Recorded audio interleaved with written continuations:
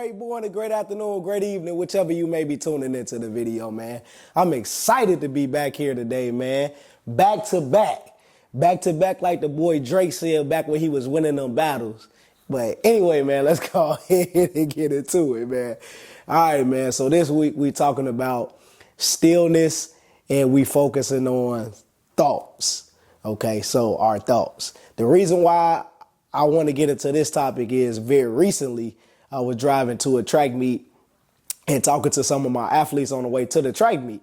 And so one of the kids asked me, why do I always ride in silence? Like, do I not like listening to music? Do I not like, listen to a podcast or just having something, playing while we on the way to the track meet?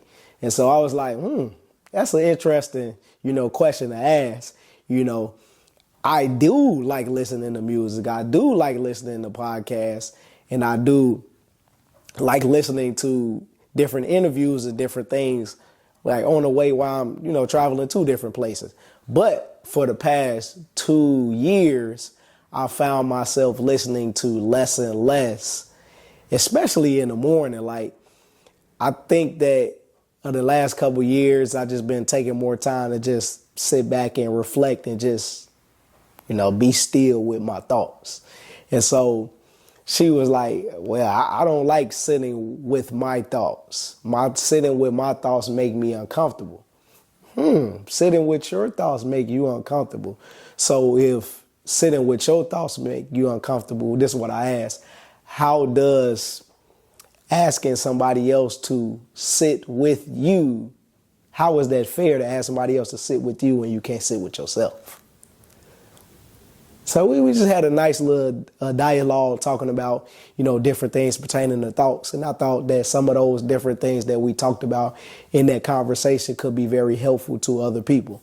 So the first thing I want to focus on is that first question that I asked. How is it fair to ask somebody else to sit with you or sit with your thoughts when you can't sit with them yourself? So when we come to that case, sometimes sitting with our thoughts can be uncomfortable. Sometimes it can be scary. Sometimes it can be painful. Sometimes it can trigger all these different emotions, all these different feelings, and all these different things that could make us feel uncomfortable sitting with our thoughts. So what can we do that will allow us to sit more with ourselves and sit more with our thoughts? One practice that comes to mind is a practice that I actually use myself. And this practice is sitting down for maybe 5 minutes or 10 minutes, whatever is okay enough for you to do consistently every single day. So let's focus on the 5 minutes one. So for 5 minutes a day, we're going to pick a thought or pick a thing that we want to focus on. And we're going to sit down, and as our mind drifts off into space, we're going to bring it back to that one thought that we want to focus on. And so we do that for 5 minutes a day. And what that does is allow us to focus in and allow our mind to focus on the one thought, even if it drifts off. So as different thoughts come to your mind, it allows you to be able to have more control and more focus to continue to focus on the thing that you're focusing on, even though you have other thoughts that come up. By realigning your focus back into the view or back onto the thing that you want, you allow your mind to have other thoughts, but not to be bombarded by those other thoughts, and allow it to be able to focus on the very thing that you want. The other thing that this practice does is allow other thoughts to come in and pass through.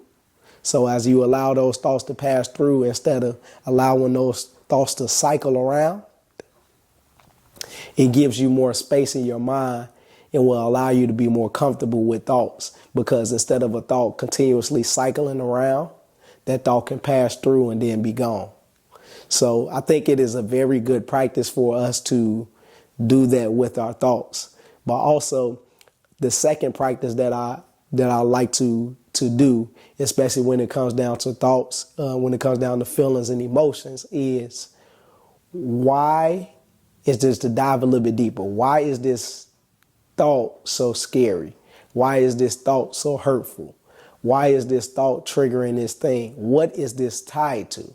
So asking different questions to dive a little bit deeper into why am I feeling the way that I'm feeling will allow me to understand my thoughts, understand my emotions, and understand myself even more as I take this time to deeply reflect and find the answers to the questions that I may not want the answer to, if we just being 100% honest. Sometimes these questions, we don't want the answer to the questions, but if we continue to allow the questions and the thoughts and the things to bombard our mind without taking the time to dive deep, they'll continue to cycle around instead of passing through. So sometimes those emotions are tied to other things. And as we dive deep to discover the emotions, the thoughts, the feelings that they're tied to, it could allow us to unlock that part of the mind and allow us to get back some of that creative space and get back some of that mental capacity that we are losing to these thoughts, these feelings and emotions and things. And it will also allow us to connect deeper with ourselves and get to know ourselves on a deeper level that we may not be able to get to because we're running from these thoughts. We're running from these feelings. We're running from these emotions instead of taking time to connect more with ourselves. So as we do those different 2 to 3 practices that I mentioned, this will allow us to be able to sit more with our thoughts and to be still. And in our stillness and sitting with ourselves, it will allow us to be more in tune with ourselves.